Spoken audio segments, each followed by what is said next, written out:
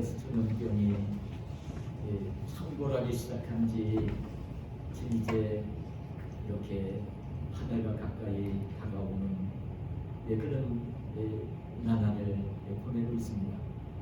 그렇기 때문에 많은 사람들이 우울증에 시달리고 있고요. 평안한 일상생활을 하지를 못합니다.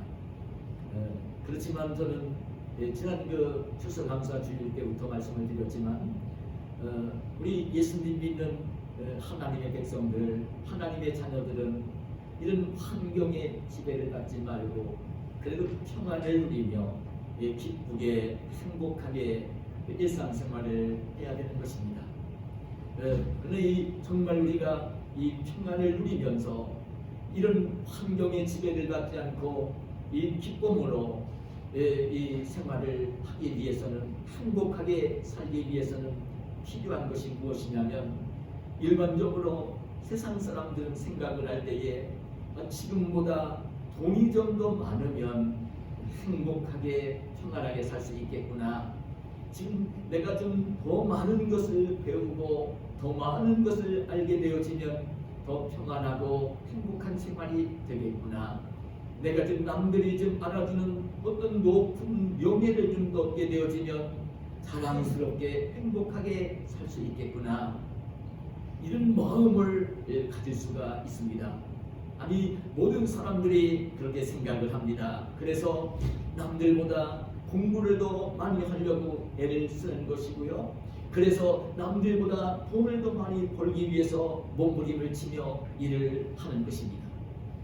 사업을 할 때에도 그래서 이제 어떻게 하든지 돈을 많이 벌기 위해서 학생이 되어지면 이제 좋은 학교에 진학을 해야 그렇게 될 수 있으니까 그 땀을 흘리며 잠을 줄이며 몸부림을 치며 공부를 하는 것이고요. 그리고 난 뒤에는 남들보다 더 좋은 직장의 일터에 월급도 많이 받고 보람도 있는, 몸도 편하게 일하며 돈 많이 벌 수 있는 직장에 취직을 하려고 몸부림을 치면서 공부를 하고 애를 쓰는 것이지요. 그렇게 되어지면 인생이 좀 행복할 수 있고 평안할 수 있겠구나, 즐겁게 인생을 살 수 있겠구나, 보람있게 인생을 살 수 있겠구나, 그런 생각을 하기 때문에 그렇게 노력을 하며 살고 있는 모습을 보는 것입니다. 근데 저는 우리 교우들에게 주의 종으로 분명히 말씀을 드리고 싶은 것은, 남들보다 더 많이 가지고 있다고 해서, 남들보다 더 많이 배웠다고 해서, 남들보다 어떤 자랑거리를 많이 가지고 있다고 해서 인생은 평안하고 행복한 것이 결코 아닌 것입니다. 제가 종종 말씀을 드리지만 여러분, 우리나라가 얼마나 놀랍게 경제 성장을 했는지 모릅니다. 눈부신 경제 성장을 했습니다. 제가 우리나라 국가의 기관인 통계청에서 발표한 내용을 제가 신문을 스크랩을 해서 가지고 있는 그 자료에 보면, 우리나라의 1964년도 GDP, 1인당 GDP가 $100였습니다. 그리고 1977년도가 되었어야 $1000. 우리나라가 이제 OECD에 가입하던 1995년도에 $14,432. 근데 여러분, 지금은요 $30,000가 넘어서는 나라가 되었습니다. 참 부자 나라가 된 것입니다. 여러분, 이게 과자는 이해가 안 될 것입니다. 내가 오늘 그래서 어린 아이들 앞에 설교를 하면서 그런 얘기를 했어요. 1964년도면 지금부터 56년 전입니다. 이때의 $100가 지금은 $30,000가 넘어선 것입니다. 무슨 얘기냐면요, 그때보다 이 GDP가 300배가 넘게 부자 나라가 된 것입니다. 이게 무슨 얘기냐면요, 이렇게도 이해가 안 될 것입니다. 여러분, 그때에 1964년도에 여러분 300일이 넘게 일을 해야 오늘날 우리가 하루 일한 돈을 버는, 쉽게 얘기하면 오늘날 우리가 일을 하면 이틀만 일을 해도 1964년도에는 쉬지 않고 1년 동안 일한 것보다 더 많이 돈을 버는 나라가 사회가 된 것입니다. 참, 그 부자 나라가 된 것이지요. 여러분 기억날 것입니다. 저는 지금도 생각해 보면요, 우리나라가 이렇게 경제 발전을 해오는 모습을 제가 온 몸으로 경험을 하면서 보고 왔으니까요. 정말 1970년대 초반만 해도요, 집에 전화를 가진 집이 별로 없었습니다. 관공서에나 전화가 있었고요. 그리고 아주 부잣집에나 전화가 있었고요. 그리고 장사를 좀 웬만큼 하는 조그만 구멍가게는 없었고요. 큰 가게를 가진 집에 영업을 위해서 전화가 있을 때입니다. 그런데 지금은요, 전화는 필요 없고요. 초등학교에 다니는 아이들까지도 손에 언제든지 전화를 할 수 있고, 인터넷도 이제 검색을 할 수 있는 휴대폰이 손에 들려 있어요. 이런 1970년대 초반만 해도요, 정말 돈 많은 부잣집만이 차를 가지고 있었습니다. 근데 지금은요, 집집마다 차를 가지고 있지 않은 집이 하나도 없어요. 집집마다 TV가 있고 세탁기가 있고 컴퓨터가 있는 이 문화생활을 하고 있는 우리들의 살고의 모습을 보는 것입니다. 경제적으로 부자 나라가 된 것입니다. 문화생활을 하는 나라가 된 것입니다. 평안한 일상생활을 할 수 있는 나라가 된 것이지요. 근데 여러분, 정말 그렇다고 해서 더 행복한 생활을 하며 살고 있는지 우리는 한번 우리들을 물어보아야 할 것입니다.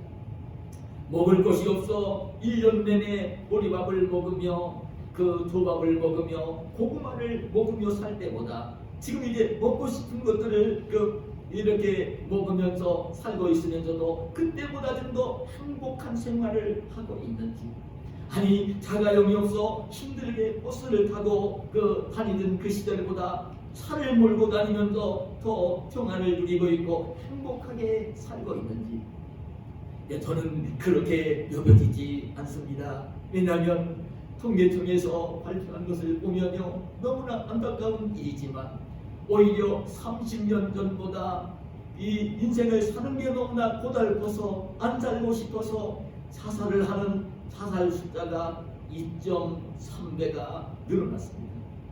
여러분, 지난해 통계를 보니까요, 우리나라 이 자살률이 하루에 얼마나 되어지느냐면 37.8명, 40명 가까이 됩니다. 하루에만도 자기가 살고 있는 게 너무나 싫어서 스스로 목숨을 끊는 자가 40명 가까이, 40분의 1명꼴로 자기 목숨을 스스로 끊는 자가 생겨나고 있다는 통계청의 발표인 거예요. 여러분, 돈 많은 나라가 되었고 부자 나라가 되었고 전보다도 평안한 일상생활을 하고 있는데 오히려 행복하게 살고 있는 것이 아니라 오히려 삶을 비관하면서 스스로 목숨을 끊는 자가 더 많이 생겨나요. 여러분, 이것이 무엇을 우리에게 말씀해 주십니까? 돈 많은 부자가 된다고 해서 결코 행복한 것이 아님을 일깨워줍니다. 남들보다 많이 배웠다고 해서 행복한 것이 아닌 것을 일깨워주는 것입니다. 이 평안과 행복은 여러분 그런 데 달려있는 것이 아니라 감사하는 마음에 달려있는 것입니다. 감사하는 마음을 가질 때에 인생은 평안할 수 있고 감사할 때에 인생은 행복할 수 있는 것입니다. 감사가 기준인 것입니다.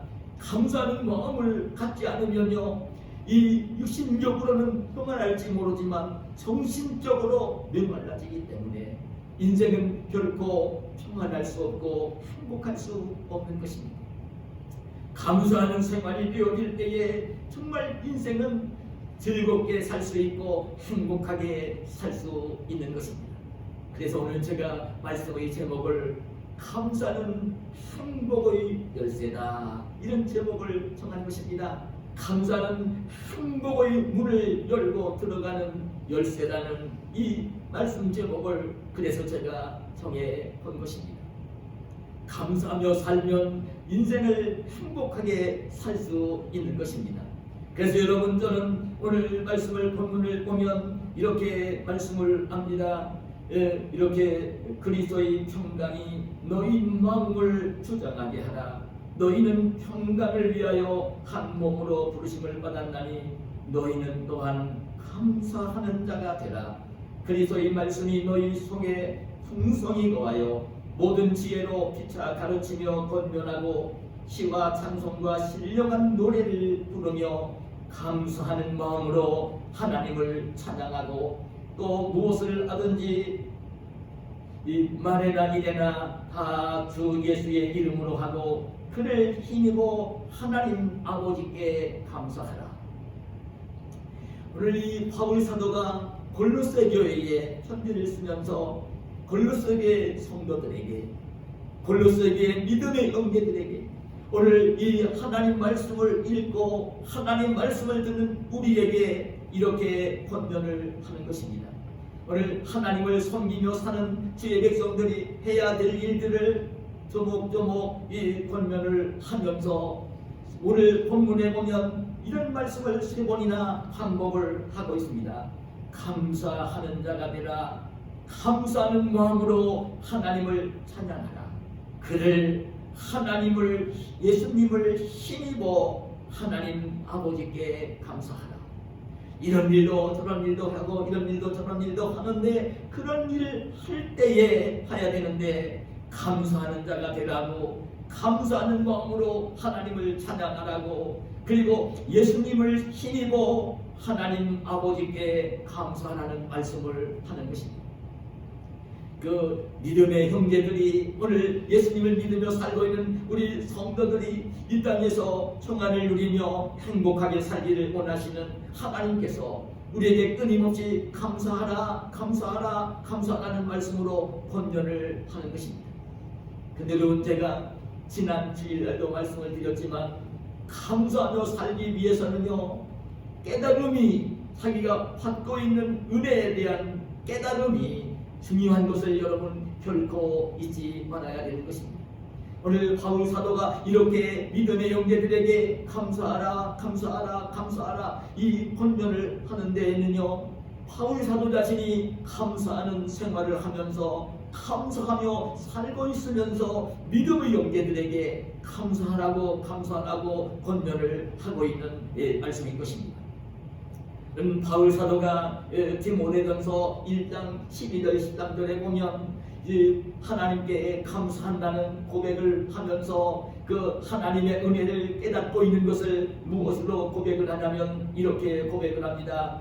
나를 능하게 하신 그리스도 예수 우리 주께 내가 감사함은 나를 충성되이 여겨 내게 직분을 맡기심이니 내가 전에는 비방자요 박해자요 폭행자였으나 도리어 긍휼을 입은 것은 내가 믿지 아니할 때에 알지 못하고 행하였습니다. 고백을 합니다.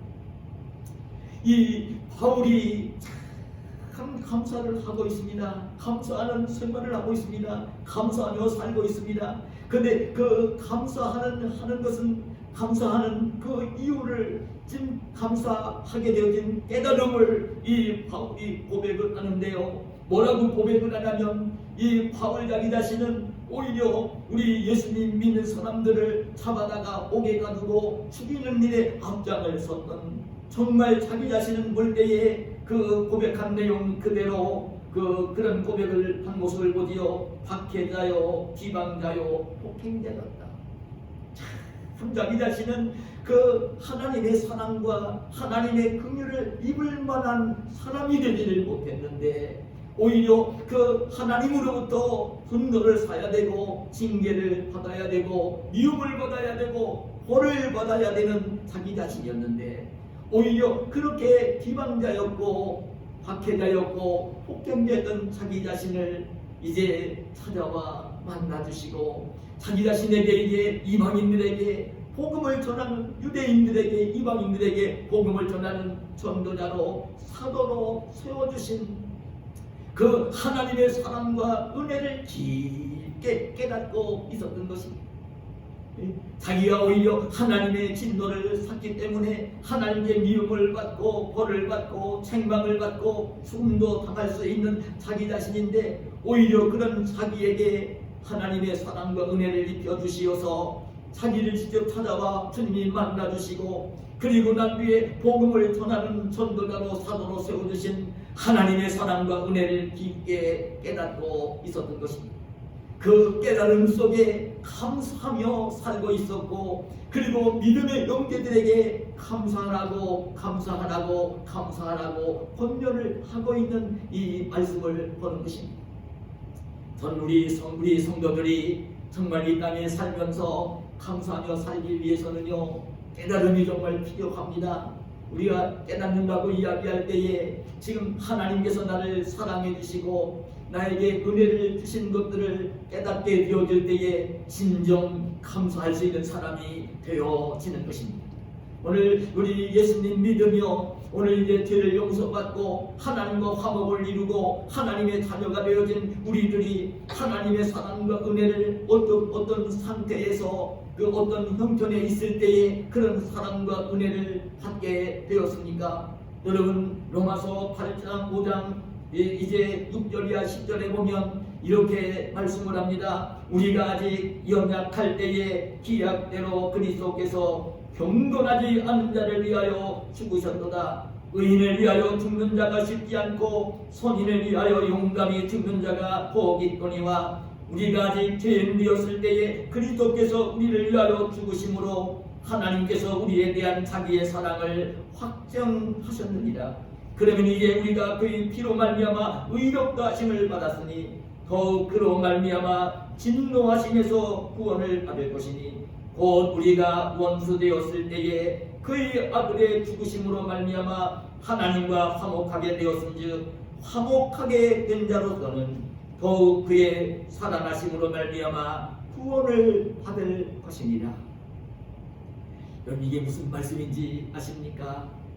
우리가 정말 그 어떤 상태에 있을 때에 우리가 이렇게 죄를 용서받고 우리가 이제 구원을 받고 하나님의 자녀가 되는지를 오늘 일깨우는 말씀인 것입니다. 오늘 물론 예수님께서 십자가에 달려 피 흘려 죽어주시고 그 죄값을 성당해 주시고 하나님과 더불어 화목을 이루게 하시고 우리를 하나님의 자녀로 이 하늘 백성으로 이렇게 삼아 주셨는데, 어느 때에 이렇게 해주셨느냐면 오늘 말씀을 보니까 우리가 아직 연약할 때에, 우리가 아직 연약할 때에, 그리고 우리가 아직 죄인 되었을 때에, 우리가 하나님과 원수 되었을 때에, 이게 무슨 말씀으로 들립니까? 여러분, 우리가 아직 연약할 때에 좀 하나님이 기뻐하시는 어떤 말도 행동도 할 수 없는 그런 그 연약했을 때에, 우리가 아직 죄인이 되어 있을 때에, 우리가 하나님 말씀을 불순종하고 거역하고 하나님과는 관계가 없고 이제 그 죄값으로 멸망을 당해야 되는 그런 형편에 있을 때에, 우리가 원수 되었을 때에 하나님이 우리를 이제 사랑해 주시는 건 고사하고 하나님이 우리에게 벌을 내리셔야 되는, 하나님 우리에게 이제 그 징계를 하셔야 되는 그 원수의 관계에 있을 때에, 바로 그럴 때에 하나님께서 독생자 예수 그리스도를 십자가에 내주시고 죄값을 지불해 주시고 성량하시고 우리를 하나님의 자녀로 삼으시고 우리와 화목을 이루시고 우리에게 그 복을 주셨다는 말씀을 하시는 것입니다. 전적으로 하나님의 사랑, 하나님의 긍휼로 우리가 이제 이 은혜를 입고 우리가 죄를 용서받고 하나님의 자녀가 되었다는 것입니다. 오늘 이 로마서 5장 말씀 속에도 일깨우는 내용을 보지만 정말 예전에 보면 의인을 위하여 죽는 자가 참 쉽지도 않고 선인을 위하여 죽는 자는 혹 있을지는 모르지만 이렇게 아직 죄인되었던 자를 위해서 아직 이제 연약할 그때에 한 원수 되었던 자를 위해서 대신 죽어주시고 죄를 용서하시고 구원해 주신 존재는 대상은 없었던 것을 보는 것입니다. 옛날에도 자기가 섬기는 왕을 위하여 충성스러운 신하들이 목숨을 바친 것을 볼 수 있습니다. 그리고 그 주인에게 큰 은혜를 입은 자들이 주인을 위하여 목숨을 바쳤다는 이야기를 들어본 적은 있지만, 죄인을 위해서, 원수를 위해서 대신 목숨을 내어주시며 죄값을 지불하시며 그렇게 사랑을 베풀어 주신 그런 분은 없으신 것입니다. 오직 우리 하나님께서 사랑하는 독생자를 보내시고 그 넘치는 하나님의 사랑과 긍휼로 아무런 조건 없이 죄인된 나를 위해, 원수된 나를 위해 사랑하는 독생자를 보내시고 십자가에 내주시며 나를 죄에서 속량하시고 하나님의 자녀로 삼아 주신 것입니다. 말로 표현할 수 없는 하나님의 사랑, 하나님의 은혜, 하나님의 긍휼인 것이죠. 여러분, 그래서 저는 늘 말씀드리지만 우리가 이 구원을 받게 되어진 것이 나의 어떤 의로운 행동이나 의로운 말이나 어떤 착한 행실로 구원을 받은 것이 아니라 죄인 되었던 내가, 원수 되었던 내가 오직 하나님의 사랑으로 긍휼로 구원을 받은 것이기 때문에 절대로 우리가 받은 구원은 이게 변경되거나 취소되지를 않는다는 것입니다. 우리 주님 예수님을 믿고 있는 한 어떤 것들도 예수님의 사랑의 소리를 끊을 것은 없는 것이고요, 끊을 사람도 없는 것이고요, 우리의 구원은 절대 잘못되어지지 않는 것입니다. 이 풍성한 사랑, 풍성한 은혜를 우리가 받은 것을 깨달을 때에 참 감사할 수가 있는 것입니다. 그리고 여러분, 우리가 잘 아는 내용처럼 우리가 어머니 뱃속에서 이 땅에 태어나 나올 때는요, 뭐 하나 손에 들고 온 사람이 없어요. 몸에 옷을 입고 온 사람도 없어요. 동전 하나, 돈이요, 올라가는 어떤 수표 5만 원짜리 돈 가지고 나온 사람 없어요. 동전 하나 들고 나온 사람이 없어요. 뭐 비싼 옷은 고사하고 속에 있는 내복도 걸치고 나온 사람은 없어요. 빈손으로 다 오지 않았습니다. 그런데 지금 우리가 살고 있는 삶 현장에 보면 입을 옷도 있고 이제 마실 것도 있고 그 잠잘 집도 있고 나를 사랑으로 보살펴준 부모님도 계시고 또 이제 태어난 사랑하는 자녀들도 있고 함께 어머니 뱃속에 태어난 형제 자매들도 있고 살다가 사귄 친구들도 있고 오늘 이 땅에 필요한 모든 것들을 하나님께서 다 은혜로 주신 것들을 깨닫지 않을 수가 없는 것이죠. 그래 우리 하나님의 자녀들은 이 땅에 사는 날 동안 감사하며 살아야 되는데 감사하며 살기 위해서는 하나님이 나에게 이런 은혜를 주셨구나. 내가 구원받을 아무런 조건도 되지 못했는데 형편도 되지 못했는데 오히려 미움을 받고 벌을 받아야 될 대상이었는데 하나님의 넘치는 사랑으로 긍휼로 내가 구원을 받은 하나님의 자녀가 되었구나. 하나님의 은혜가 너무나 풍성하구나. 내가 빈손으로 왔는데 지금 살고 있는 삶의 현장을 보면 이 땅에 살 때 필요한 기본적인 것들이 내 생활 속에 나에게 있구나. 하나님의 은혜로 주어진 것이구나.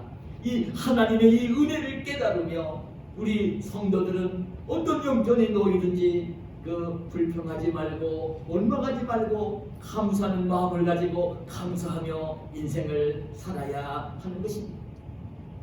여러분, 감사를 얘기하면 저는 그런 말씀을 오늘도 드리고 싶어요. 오늘까지 제가 감사의 설교를 하고 싶었는데요. 이 감사를 얘기하면 하나님의 은혜를 깨달아야 내가 받은 은혜를 깨달아야 감사가 될 수 있는데 그렇게 감사를 하며 살아야 되는데 근데 감사를 하게 될 때는요 그냥 일반적인 감사만 하지 말고 하나님이 우리에게 원하시는 감사의 조건이 있는데 여러분 데살로니가전서 5장 18절에 보면 범사에 감사하라. 이것이 그리스도 예수 안에서 너희를 향하신 하나님의 뜻이니라 말씀을 합니다. 범사에 감사하며 살라는 것입니다. 모든 일에 감사하며 살라는 것입니다. 무슨 얘기냐면 여러분 내가 살고 있는 삶의 현장에서 무엇인가 내 마음대로 슬슬 다 풀려갈 때에도 감사할 것이지만 내가 원하는 대로 무엇인가 풀리지 않을 때에도 감사를 하라는 것입니다. 내가 나에게 기쁘고 즐거울 때에도 감사를 하라는 말씀이지만 나에게 고난이 오고 역경이 왔을 때에도 그때 원망하고 불평하지 말고 고난 중에도 역경 중에도 감사하라는 말씀을 하시는 것입니다. 이게 범사에 감사하라는 말씀입니다. 여러분, 기쁘고 즐거울 때 감사하라는 말을 하고 감사하는 일은요, 그 믿음이 없는 이방인들도 하는 것이에요. 여러분, 그 자기가 기쁘고 좋을 때에 감사하다는 이 말은요, 믿음이 가장 어린 아이들도 할 수 있는 것입니다. 근데 범사에 감사하는, 고난이 와도 역경이 왔을 때에도 감사할 수 있는 것은 여러분 성숙한 믿음을 가진 하나님의 자녀들이 하는 것입니다. 그래서 주님은 그걸 원하시는 것입니다. 그 고난이 올 때도 역경이 올 때도 감사를 하는 사람이 되라는 것입니다. 여러분, 오늘 이 본문을, 이 골로새서를 기록을 하고 있는 이 바울 사도가 이 골로새서를 기록하고 있는 형편이 어디에서 이 편지를 쓰고 있는지 아십니까? 바울 사도가 이 골로새서를 쓰고 있는 그 장소는 여러분 평안한 집이 아닙니다. 평안한 성전이 아닙니다. 바울 사도가 이 편지를 쓰고 있는 이곳은 로마 감옥이었던 것입니다. 감옥에 갇혀서 그 고난을 당하고 있을 때인 것입니다. 바울 사도가 쓴 이 에베소, 빌립보, 골로새서, 디모데후서는 바울 사도가 로마의 옥중에서 기록을 한 성경입니다. 로마의 옥중에서 지금 잘못한 것은 없었지만 복음을 전하다가 죄 아닌 죄로 이제 감옥에 갇히게 되었고, 감옥에서 감옥 생활을 하면서 수용 생활을 하면서 수감 생활을 하면서 자유롭지 못하는 그 환경 속에서 고난 중에, 고통 중에, 역경 중에, 환난 중에도 감사하는 마음을 가지고 살고 있고, 감사하면서 오늘 믿음의 형제들에게, 우리에게 감사라는 권면을 하고 있는 모습을 보는 것입니다. 역경 중에도 고난 중에도 감사해야 될 것을 일깨워 주시는 말씀입니다. 그럼 여러분, 고난 중에, 역경 중에 감사를 하면 하나님께서는요, 고난과 역경이 변해서, 고통이 변해서 정말 기뻐하며 감사할 수 있도록 역사를 하시는 분입니다. 정말 고난 중에도 역경 중에도 감사할 수 있는 성숙한 신앙을 가지면 오히려 고난과 역경이 변하여 기쁨으로, 즐거움으로, 그 축복 속에 감사할 수 있는 조건으로 만들어 주시는 분이죠. 여러분, 우리가 잘 알고 있는 믿음의 사람 다니엘을 압니다. 다니엘은 여러분 그 어린 소년 시절에 자기 조국인 유다 나라, 이스라엘 나라가 바벨론에게 멸망을 당할 때에 포로가 되어 붙들려갔던 소년입니다. 눈물겨운 사람입니다. 불행함이 그리없는 사람입니다. 자기가 태어난 고국, 자기가 사랑하는 조국이 다른 나라에게 짓밟혀서 이제 귀족의 아들로 태어났기 때문에, 이 똑똑이기 때문에 바벨론 나라에 포로가 되어 붙들려간 것입니다. 얼마나 불행한 그 환경 속에 이 소년 시절을 보내고 청년 시절을 보내게 되었는지 모릅니다. 그러나 우리가 잘 알고 있는 것처럼 이 다니엘은 포로가 되어 붙들려간 그 바벨론 나라에서 정말 궁궐학교에서 뛰어나게 공부를 하고 이제 왕의 그 눈에 들어서 바벨론 나라의 총리가 되어지고, 이 바벨론 나라가 뒤에 메데 파사 왕국의 멸망을 당했을 때에 그 메데 파사 왕국에서 다시 총리가 되어지는 그 역사적인 정말 입지전적인 인물이 됐던 인물이 바로 이 다니엘이 아닙니까? 다니엘이 메데 나라의 그 이제 총리가 되었을 때에 지금 애국에서 포로가 되어 붙들려온 그 다니엘이 자기들보다 높은 조수를 누리고 자기들을 다스리는 총리가 된 것이 너무나 이제 그 싫었던, 시기하고 질투했던 그 사람들이, 다른 신하들이 이 다니엘을 이제 모함을 하면서 억지로 이제 30일 동안 기도하지 못하도록 왕에게만 이제 도움을 청하도록, 만약에 그 법을 어기면 사자굴 속에 넣어 이제 사자밥이 되게 한다고 하는 법을 만들고 이제 다니엘을 죽일 음모를 꾸미고 진행을 한 모습을 봅니다. 그때 다니엘은 자기가 이제 하나님께 기도하다가 그게 이제 그 대적들의 눈에 발각이 되어지면 이제 그 법에 의해서 사자굴 속에 던져질 내용을 다니엘은 너무나 잘 알았죠. 너무나 잘 알았어요. 그때의 다니엘이 보인 모습이 어떤 모습입니까? 여러분 다니엘서 6장 10절에 보면 이렇게 말씀을 합니다. 다니엘이 이 조서에 왕의 도당이 찍힌 것을 알고도 자기 집에 돌아가서는 윗방에 올라가 예루살렘으로 향한 창문을 열고 전에 하던 대로 하루 3번씩 무릎을 꿇고 기도하며 그의 하나님께 감사하였더라. 여러분 이게 어떤 말씀인지 아십니까? 다니엘이 그 순간이 되었어요. 지금 자기가 기도하다가 기도하는 것이 적들의 눈에 띄게 되어지면 왕에게 이제 고발이 될 것이고 법을 어겼기 때문에 사자굴 속에 들어가야 되는 것을 알았어요. 이걸 알고 있는 이 다니엘이 그걸 알고 있으면서도 한 일이 뭐냐면 이제 집에 돌아가 이제 윗방으로 올라가서 기도에 불방이지요. 예루살렘으로 향한 창문을 열고 전에 하던 대로 하루 3번씩 무릎을 꿇고 이제 기도하며 그의 하나님께 감사하였더라. 그 상황이 되었는데도 이제 기도하면 사자굴에 들어가야 되고 사자밥이 되어야 되는 걸 알면서도 그때 다니엘이 한 일이 뭐냐면 기도하며 감사하였더라. 그런 상황이 되었는데도 기도하며 감사하였더라. 그것도 전에 하던 대로 기도하며 감사하였더라. 전에 하던 대로 기도하며 감사하였더라. 전에 하던 대로 기도하며 감사하였더라. 여러분 이 말씀이 무슨 말씀입니까? 다니엘이 바벨론 나라의 포로가 되어 붙들려갔지만 다니엘이 오늘 이 말씀을 보면요 사자굴 속에 들어갈 줄을 알면서도 기도하며 감사했어요. 근데 그것이 어떻게 한 것이었냐면 전에 하던 대로였던 것입니다. 전에 하던 대로였던 것입니다. 다니엘이 기도하고 감사하는 생활이 습관이 되어 있었던 것입니다. 여러분 다니엘이 늘 기도하고 감사하는 생활이 몸에 가득히 배어 있었던 것입니다. 그렇기 때문에 그런 상황이 되었는데도 그 습관이 되어 있었기 때문에 그게 몸에 배어 있었기 때문에 자연스럽게 기도하며 감사했던 것입니다. 여러분 저는 그런 말씀을 드리고 싶습니다. 사람이 우리 믿음의 형제들이 기쁘고 즐거울 때에 감사하는 것은 누구나 쉽게 할 수 있는 일이에요. 그러나 고난이 올 때에 역경을 만날 때에도 감사하는 사람이 되기 위해서는 범사에 감사하는 사람이 되기 위해서는 너무나 필요한 것이 있는데요.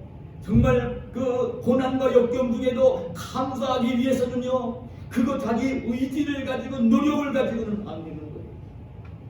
고난과 역경이 올 때 감사하기 위해서는요 감사하는 것이 습관이 되어져 있어야 하는 것입니다.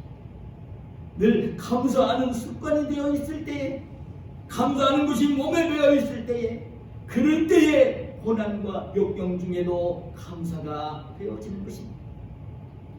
여러분 감사가 여러분 그런 것입니다. 고난과 역경 중에도 감사할 수 있는 것은 감사가 훈련이 되어서 감사하는 것이 몸에 배어 있을 때에 되어지는 것이에요. 제가 이렇게 하나님 말씀을 한번 들려준다고 해서 아유 그래 범사에 감사하며 살아야 되지 고난이 올 때도 역경이 올 때도 감사해야지 이렇게 마음으로 한번 마음을 먹는다고 해서 감사가 되어지지는 않는다는 것입니다.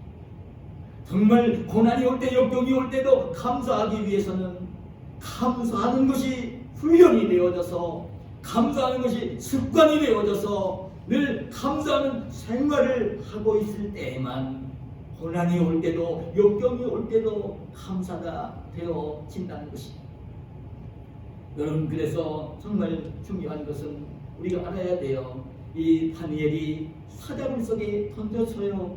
여러분 기도하며 감사하며 사자굴 속에 던져져요. 그렇지만 하나님께서는 다니엘을 오히려 사자굴 속에서 던져주시고 다니엘을 시기하고 질투하며 죽이려고 했던 대적들이 사자굴 속에 던져져 사자의 밥이 되게 하시는 모습을 볼 수 있지.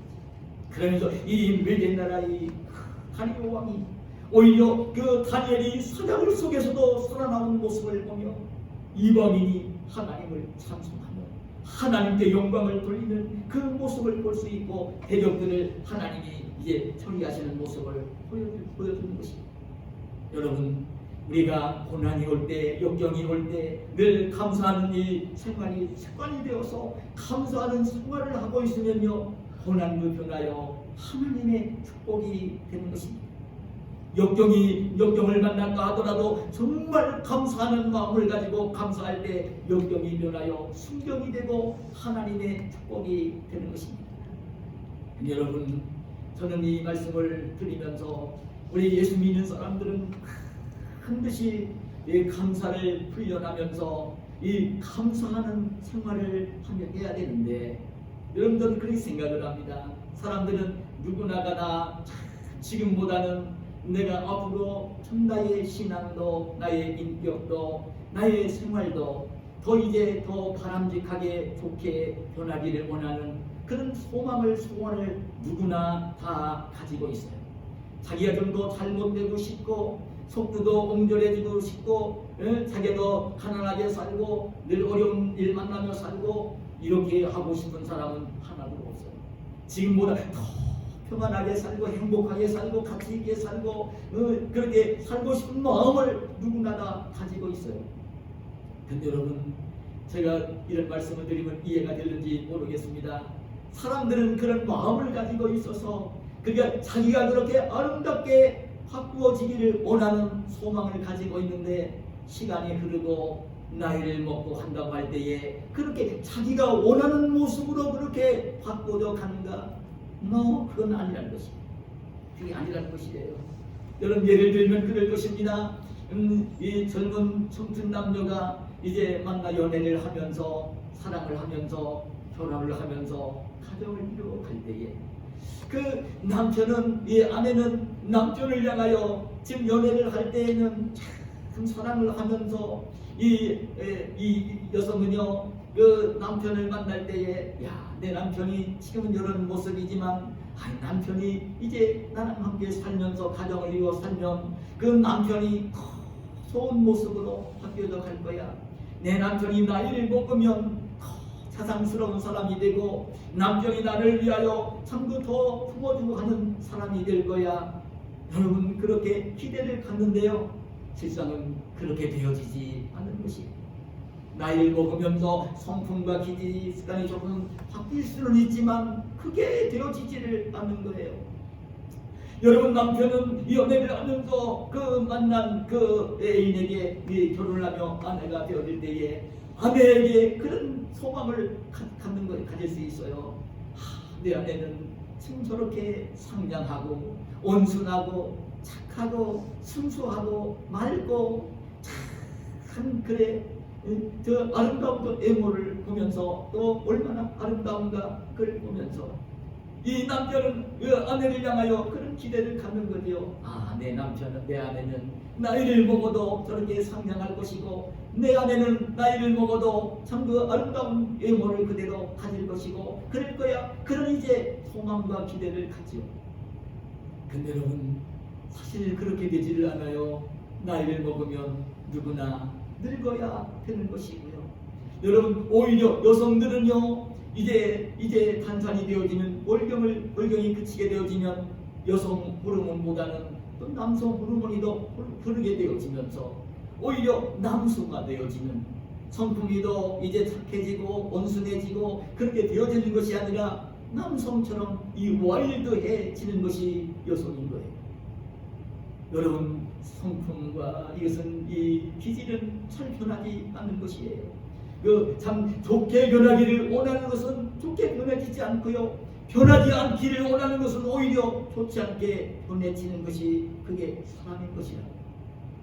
근데 여러분, 제가 드리고 싶은 말씀은요, 정말 그렇지만 일반적으로 그렇지만 이 나이를 먹으면서 정말 좋은 것은 더 좋도록 좋지 않은 것은 더 좋은 것으로 이렇게 이제 바꾸며 살 수 있는 유일한 비결이 있는데, 정말로 좋아지는 모습으로 아름답게 변화되어지며 귀한 사람으로 성숙되어지며 살 수 있는 비결이 있는데, 그건 다른 것이 아니라 감사하며 사는 생활이에요. 감사하는 것입니다. 감사하면요 점점 좋은 모습으로 변해져 가는 것입니다. 그 성품이, 그 인격이, 그 기질이 더 귀한 모습으로, 아름다운 모습으로 변해져 가는 것입니다. 여러분, 감사가 그 비결입니다. 변할 것은 변하지 아니하고 변할 것을 변해야 되는, 그것을 이제 이루는 그 비결은요 감사하면서 세상을 사는 것입니다. 근데 제가 종종 감사에 대한 말씀을 드리면 이 말씀을 제가 예를 드립니다. 여러분 기억해야 될 인물 중에 한 인물입니다. 여러분 지금 세계적으로 미국에서 토크쇼의 여왕으로 참 여성 가운데에 참 존경을 받는 세계 명사가 되어 있는 토크쇼의 여왕으로 돈도 많이 벌었고 그 이름을 세계 사람들이 다 알고 있는 흑인 이 오프라 윈프리 여사가 있습니다. 이 윈프리 여사는요 흑인입니다. 태어날 때에 사생자로 태어났습니다. 여러분 14살 먹었을 때에 삼촌에게 성폭행을 당하면서 임신을 했고요. 14살 먹었을 때 원치도 않는 아이를 낳았습니다. 근데 낳은 아이는 2주 만에 죽었습니다. 이 윈프리 어린 시절을 기가 막힌 그 슬픔 속에서, 불행한 환경 속에서 자랐어요. 견디다 못한 이 윈프리는요 가출을 했고요, 술로 마약으로 망가지는 그 청소년기를 보냈어요. 누가 보아도 이제 윈프리가 잘 될 것이라고 하는 것은 누구도 이제 기대할 수 없는 가장 막장 그 환경 속에서 이 윈프리는 자랐습니다. 근데 그 윈프리 여사가 지금 이제 부자로 되어지고 토크쇼를 하는 데는 가장 이름 있는 여성으로, 흑인이면서도 명사가 되어지고 모든 사람들이 다 똑바른 이 윈프리 여사가 되었어요.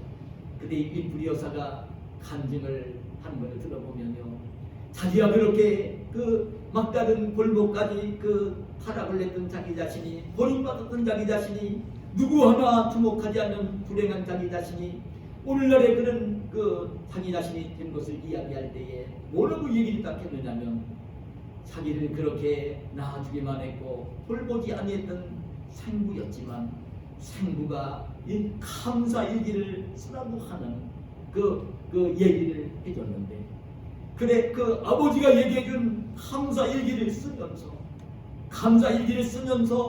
자기 자신은 오늘날이 자기 자신이 되었다고 그 고백을 했어요. 날마다 하루에 5가지씩 지금도 여전히 이 감사 일기를 쓰면서 5가지 감사 제목을 적으며 그 생활을 한다는 것입니다. 이 윈프리 여사는 그런 불행한 환경 속에서, 불우한 환경 속에서, 정말 버림받은 환경 속에서, 그 힘들고 어려운 상황 속에서 감사거리를 찾아 하루에 5가지씩 감사 일기를 쓰면서 자기가 이제 정말 감사하는 것을 이제 훈련하면서 감사하는 사람이 되어지면서 오늘 이 윈프리 여사가 됐다는 고백을 하는 것입니다. 감사하는 것은요, 저는 그런 말씀을 드리고 싶어요. 감사하는 것은 저절로 되어지는 것이 아니라 훈련을 통해서 되어지는 것이에요. 제가 지난해 감사일기를 쓰라고 지금 우리 실천 목표 가운데 하나가 있는데, 감사일기를 쓰라고 하는 이유는 사실 그런 거예요. 지금까지 만일 안 하고 있다면요, 참 오늘부터라도 철저하게 결단을 내리고 감사일기를 쓰면서 감사하는 훈련을 하시는 분들이 되시기를 축복합니다. 그래도 아멘이 없어요. 아직 못하고 있기 때문에 아멘이 안 나올 거예요. 저는 고백 지난번에 했지만 지금 1년 동안 감사일기를 쓰면서 제 자신이 많이 정막되어지고 순화되어지고 제 모습을 봐요. 여기 나이를 먹어도 저는 좋은 게 있으면 배워야 된다고 생각을 하고, 지금도 행동을 해야 된다고 믿습니다. 여러분, 감사의 일을 쓰면서 감사하는 훈련을 하시기를 축복합니다. 축복합니다. 축복합니다. 축복합니다. 감사의 일을 쓰면서 감사하는 훈련을 해보세요.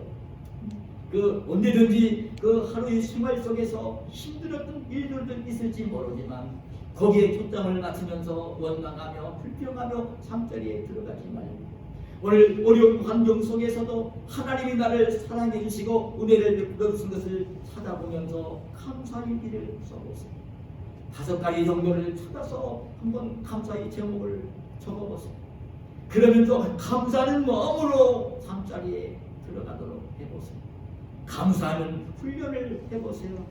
그러면 이 감사가 훈련이 되어지면 감사하는 사람, 범사에 감사하는 사람이 될 수가 있는 것이에요. 탈무드에 보면 이런 말이 나옵니다. 세상에서 가장 현명한 사람은 배우는 사람이고 세상에서 가장 강한 사람은 자기를 이기는 사람이고 세상에서 가장 행복한 사람은 범사에 감사하는 사람이다. 참 명언인 것입니다. 가장 현명한 사람은 늘 배우는 사람입니다. 나이를 먹었다 하더라도 교만하지 말고 배우는 사람입니다. 여러분, 정말 이 땅을 살 때에 가장 강한 사람은요, 그냥 억지로 남을 이기려고 하는 사람이 아니라 자기 자신을 이기는 사람.